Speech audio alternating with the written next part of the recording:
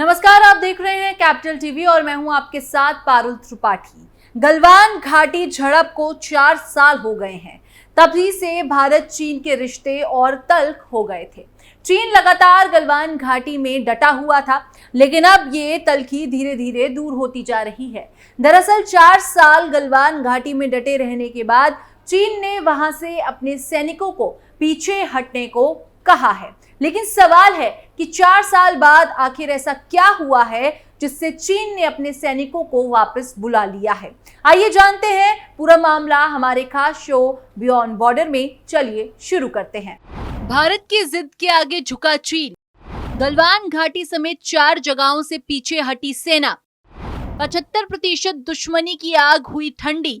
PM Modi के आगे झुक गया ड्रैगन। चीन के विदेश मंत्रालय ने शुक्रवार 13 सितंबर को कहा कि पूर्वी लद्दाख में गलवान घाटी समेत 4 स्थानों पर सैनिकों की वापसी हुई है। चीन के विदेश मंत्रालय ने पूर्वी लद्दाख में गलवान समेत 4 बिंदुओं से सैनिकों के पीछे हटने का उल्लेख करते हुए शुक्रवार को कहा कि भारत और चीन ने रूस में अपनी बैठक के दौरान द्विपक्षीय संबंधों में सुधार के लिए वास्ते माहौल बनाने के लिए मिलकर काम करने पर सहमति व्यक्त की है। आखिर क्यों हटा चीन?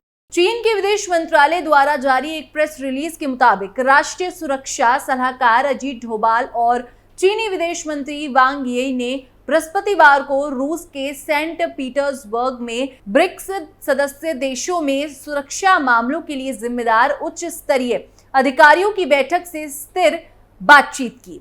इस दौरान दोनों पक्षों ने सीमा मुद्दों पर हाल के विचार विमर्श में हुई प्रगति पर चर्चा की। चीन के विदेश मंत्रालय की प्रवक्ता माओ निंग ने शुक्रवार को प्रेस वार्ता के दौरान पूछा गया कि क्या दोनों देश पूर्वी लद्दाख में सैन्य गतिरोध के कारण 4 साल से अधिक समय से द्विपक्षीय संबंधों पर जमी बर्फ को हटाने के करीब हैं। इस पर माओ ने कहा कि दोनों सेनाओं ने 4 क्षेत्रों से वापसी की है और सीमा पर स्थिति स्थिर है। उन्होंने कहा, हाल के सालों में दोनों देशों के फॉरवर्ड फ्रंट पर तैनात सेनाओं ने चीन भारत सीमा के पश्चिमी क्षेत्र में 4 पॉइंट से पीछे हटने का काम पूरा कर लिया है, जिसमें गलवान घाटी भी शामिल है। चीन भारत सीमा पर स्थिति आमतौर पर स्थिर और नियंत्रण में है। सैनिकों की वापसी से जुड़ी समस्याओं का लगभग 75% समाधान।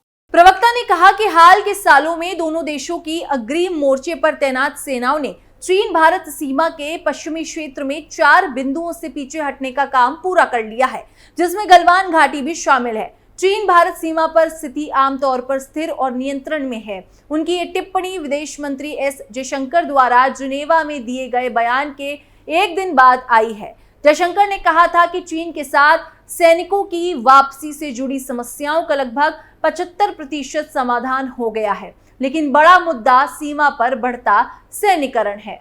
डोभाल की मेहनत रंग लाई। डोभाल और वांग भारत चीन सीमा वार्ता तंत्र के लिए विशेष प्रतिनिधि हैं। डोभाल और वांग के बीच हुई बैठक के बारे में विस्तृत जानकारी देते हुए चीन के विदेश मंत्रालय ने प्रेस रिलीज में कहा कि दोनों पक्षों ने यह विश्वास व्यक्त किया है कि चीन भारत संबंधों की स्थिरता दोनों देशों के लोगों के बुनियादी और दीर्घकालिक हित में है तथा क्षेत्रीय शांति और विकास के लिए अनुकूल है। इसमें कहा गया कि चीन और भारत के दोनों देशों के शासन अध्यक्षों के बीच बनी सहमति को क्रियान्वित करेंगे। आपसी समझ और विश्वास को बढ़ाने, निरंतर संवाद बनाए रखने और द्विपक्षीय संबंधों को बढ़ावा देने के लिए माहौल बनाने पर सहमति जताई। चीन क्यों झुका?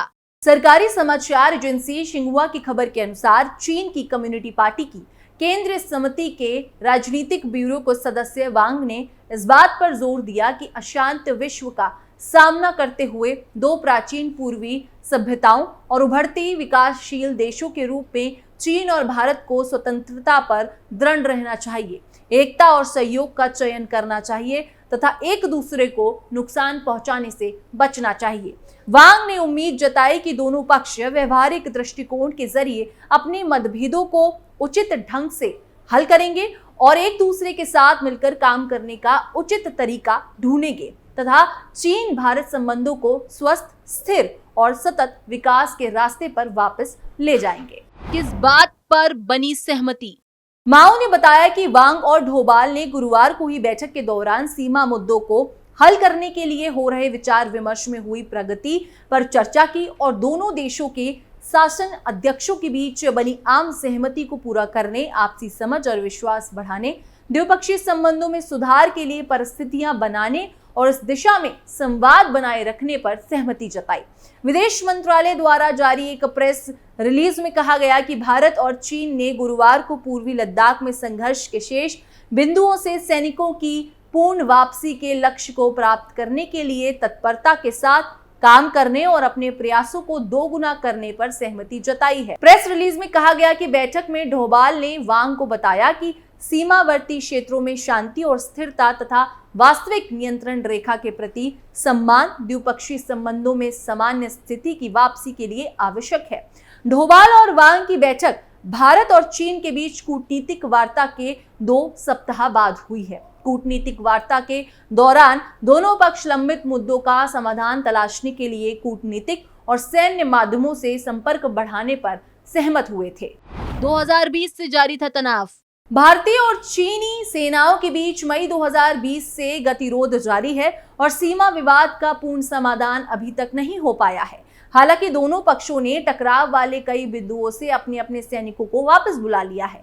जून 2020 में गलवान घाटी में हुई भीषण झड़प के बाद दोनों देशों के बीच संबंधों में गिरावट आई। ये दशकों के बाद दोनों पक्षों के बीच हुआ सबसे गंभीर सैन्य संघर्ष था। भारत का स्पष्ट रुख है कि जब तक सीमावर्ती क्षेत्रों में शांति नहीं होगी, चीन के साथ उसके संबंध सामान्य नहीं हो सकते। गतिरोध को दूर करने के लिए दोनों पक्षों के बीच अब तक कोर कमांडर स्तर की 21 दौर की वार्ता हो चुकी है। इसी के साथ आपको बता दें कि इशारों में जयशंकर ने कई देशों पर बोला हमला। विदेश मंत्री एस जयशंकर ने इशारों में ही सही उन देशों को सख्त लिहाजे से बात कर दी है और अगर आप भारत की राजनीति को लेकर किसी भी तरह की बयानबाजी करेंगे तो आपको अपने बारे में भी ऐसा सुनने के लिए तैयार रहना होगा। विदेश मंत्री का ये बयान बेहद खास माना जा रहा है क्योंकि अक्सर देखा गया है कि अमेरिका, कनाडा सहित कुछ देश भारतीय राजनीति को लेकर बिन सिर पैर की बातें करने लगते हैं। विदेश मंत्री एस जयशंकर ने शुक्रवार को कहा कि उन्हें अन्य देशों द्वारा भारतीय राजनीति पर टिप्पणी करने से कोई समस्या नहीं है, लेकिन उन्हें अपनी राजनीति पर उनकी टिप्पणी सुनने के लिए भी तैयार रहना चाहिए। उन्होंने यहां भारतीय समुदाय के साथ बातचीत के दौरान ये तीखी टिप्पणी की है। नई दिल्ली स्थित कुछ विदेशी राजनयिकों द्वारा उनके अपने देश में कुछ विपक्षी नेताओं के साथ व्यक्तिगत बैठकें करने के बारे में जयशंकर से सवाल पूछा गया था। विदेश मंत्री ने इसका सीधा जवाब नहीं दिया और कहा, यदि लोग हमारी राजनीति के बारे में टिप्पणी करते हैं तो मुझे कोई समस्या नहीं है, लेकिन मुझे पूरी निष्पक्षता के साथ लगता है कि उन्हें भी अपनी राजनीति के बारे में मेरी टिप्पणी सुनने के लिए तैयार रहना चाहिए। उन्होंने प्रसिद्ध लेखक जॉर्ज ऑरवेल की कृति एनिमल फार्म का जिक्र करते हुए कहा कि कुछ लोग दूसरों की तुलना में अधिक समान हैं। वास्तव में आप इसे कैसे बना सकते हैं? जयशंकर 3 देशों की यात्रा के आखिरी चरण में हैं। इससे पहले उन्होंने जर्मनी और सऊदी अरब का दौरा किया था। अपने लगभग 40 मिनट के भाषण में उन्होंने पिछले 10 सालों की यानी कि प्रधानमंत्री नरेंद्र मोदी के 2014 से पहली बार शपथ लेने के बाद से 10 सालों के दौरान भारत की उपलब्धियों पर विस्तार से बात की और सड़कों की लंबाई, चालू की गई और पूरे किए गए हवाई अड्डों, निर्मित घरों आदि जैसे विभिन्न क्षेत्रों के लिए शंखाएं गिनाई। उन्होंने कहा, मैं आपके साथ ये भावना साझा करना चाहता हूं कि बुनियादी ढांचे के विकास में ईंट और मोटर का हिस्सा ऐसा लगता है जिसने हमें पीछे रखा है, जैसे आप में से हर एक ने व्यक्तिगत रूप से अनुभव किया है, जो बदल रहा है। विदेश मंत्री ने जोर देकर कहा, लेकिन इसे बदलना काफी नहीं है क्योंकि आखिरकार आप जानते हैं देश समाज लोगों के बारे में है, तो लोग कैसे बदल रहे हैं। अब लोगों का बदलना विशेष रूप में महत्वपूर्ण है। उन्होंने खाद्य वितरण प्रणाली पीडीएस के रूप में जाना जाता है। मैं कालाबाजारी को बंद करने और अन्य मुद्दे के अलावा उच्च शिक्षा के लिए सुविधाएं बढ़ाने के बारे में भी बात कर रहा हूं। इसी के साथ आपको बता दें कि पीएम मोदी के इस मास्टर स्ट्रोक से हक्का बक्का रह गया चीन। पीएम मोदी भारत की अर्थव्यवस्था को मजबूत करने के लिए हर संभव प्रयास कर रहे हैं। देश में बहुत से सेक्टर ऐसे हैं जहां चीन से आने वाले सामानों का भारतीय बाजार में काफी ज्यादा दबदबा है। धीरे धीरे कर प्रधानमंत्री मोदी चीन की इसी मोनोपोली को खत्म करने में लगे हुए हैं। इसी कड़ी में एक कदम और आगे बढ़ाते हुए हाल ही में केंद्र सरकार ने चीन से इंपोर्ट होने वाली स्टील से जुड़े प्रोडक्ट्स पर हैवी ड्यूटी लगाने की अवधि को 5 साल के लिए और बढ़ा दिया है। भारत के इस कदम से चीन हाहाकार और बिलबिला गया है और अब आंखें दिखा रहा है। 2 दिन पहले वित्त मंत्रालय ने अपनी नोटिफिकेशन में कहा कि भारत सरकार ने चीन और वियतनाम से वेल्टेड स्टेनलेस स्टील पाइप और ट्यूब के आयात पर एंटी सब्सिडी ड्यूटी को 5 साल के लिए बढ़ा दिया है।